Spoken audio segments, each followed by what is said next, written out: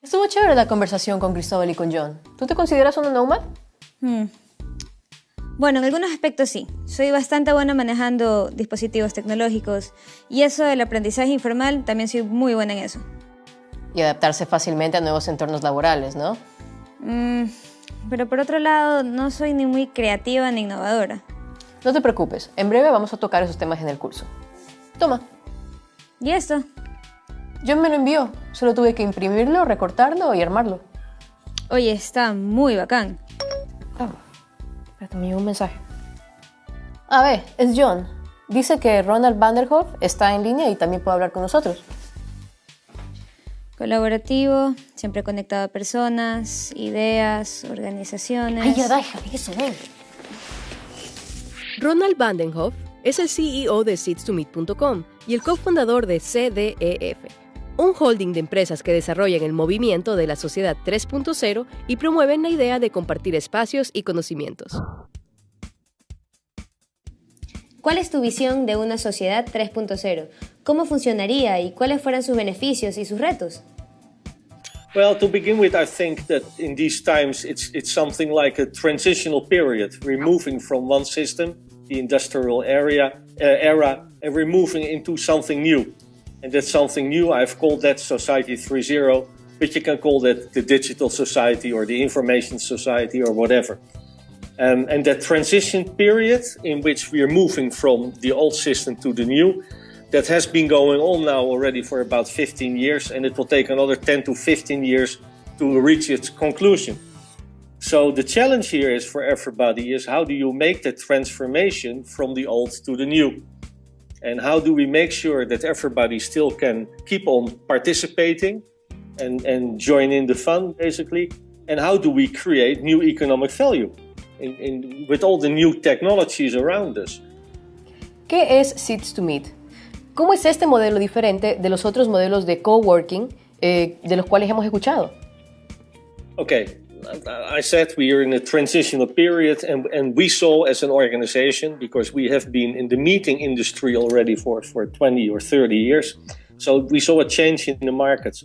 And we see that there's a rise of what we call the independent worker, the co-worker, a person who works for more than one company or who is working on various projects at the same time. On the other hand, we see that corporations are looking for the connection with those people. So we figured out that we had to form something like a platform, physically and virtually, where the old and the new can meet together.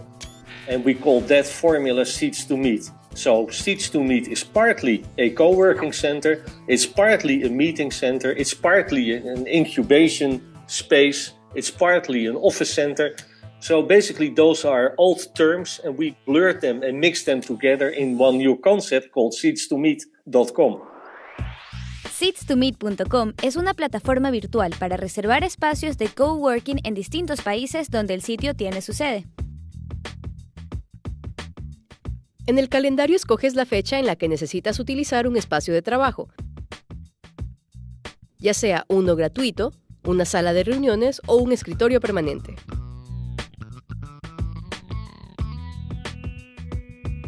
La filosofía de Seeds2Meet se basa en que, por utilizar un espacio con internet y café, no abonas dinero, sino que compartes tu capital social, o sea, tu contacto como un profesional más en la red de Seeds2Meet.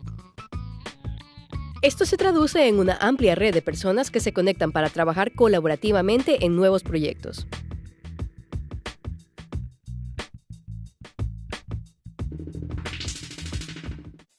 So that's one hand, that's the co-workers. On the other hand, we see then that corporations, they start to book meeting rooms because they want to meet up with those co-workers. And they book the meeting rooms, they book it very traditional for traditional currencies. So in that way, we have two streams. We have one stream of the independent co-worker, all those specialists and experts who tell the network who they are and when they are here and what knowledge they have to share. And on the other hand, we have the traditional organizations booking meeting rooms, and then we make them to meet each other once they're here. And then, of course, you will see all kinds of new collaboration arising.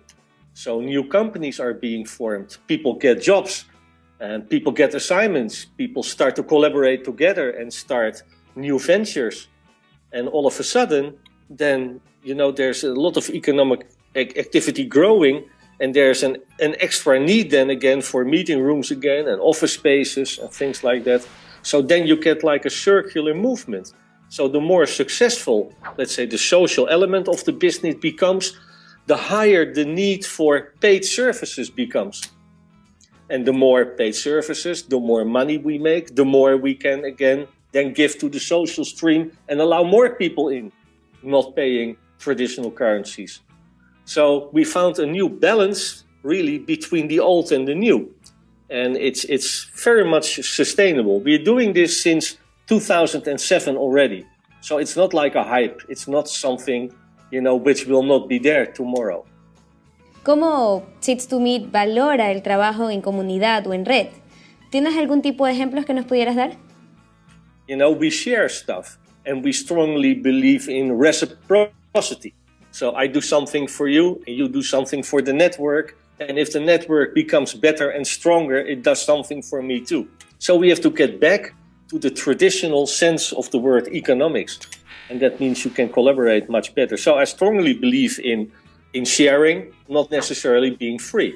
You can give something, but then you also get always something back. But you don't know what you are getting back and from whom and at what time.